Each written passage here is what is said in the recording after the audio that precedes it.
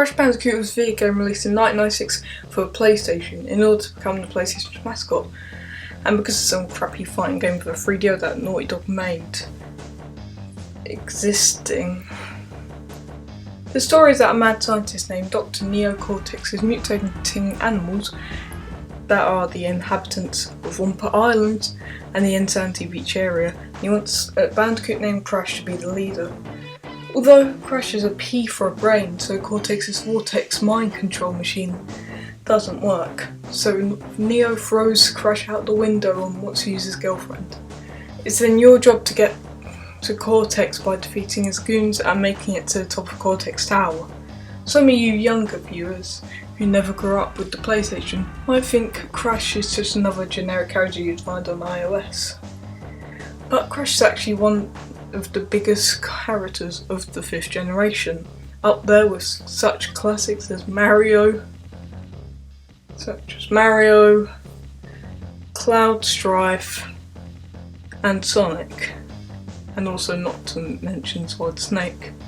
This was one of the first games he was in. Actually, it was the first, so surely it was on par with Super Mario 64, or World, or any of the original trilogy, right?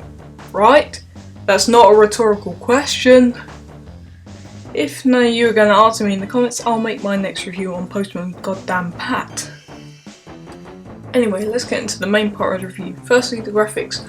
Well, they are decent at best. The models have dated by quite a bit, but they still have lots of details put into them. Scenery elements block your view, so you can't see enemies coming towards you, but the way it was built made it so that you can't see the empty void, which is really cool. In the Crash Bandicoot episode of Low Poly, it was said that the same Crash model was used in all 3 games, but the models in Crash 2 and 3 look much cleaner and smoother. So maybe they made some minor tweaks for Crash 2 as well as Warped, but I'll get into those games another day. And also, another cool touch with the scenery is that when you get closer to Cortex Castle, the lush green wildlife starts to become more urban and constructed, which shows that Cortex's power gets more prevalent as you go on, building up this powerful foe that you have to face. The music is really great too, such as with the scenery. Music goes from jungle tribe music to clanging metallic sounds and rubbly crumbling sounds. The presentation of this game is pure bliss. Now let's talk about the gameplay. Crash weighs like a brick. Jumps are locked in the direction you are jumping towards, much like a 3D Ghouls and Ghosts sport, and it makes even simple jumps hard as nails. The controls feel smooth but also snappy, which is often irritating. But what about level design? Like I said before, the scenery blocks out certain areas of the game. While this might make it look better because the void is impossible to find in normal gameplay, it means sometimes you won't know where an enemy is, so you'll accidentally run into one and then die. Speaking of deaths, I need to address 3 elephants in the room. Elephant number 1 is the gems.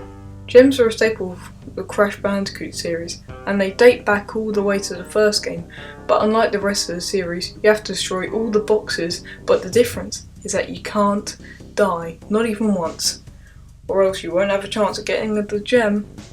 This problem is one of the worst things about elephant number 2, Slippery Climb. This is well known for being torturous.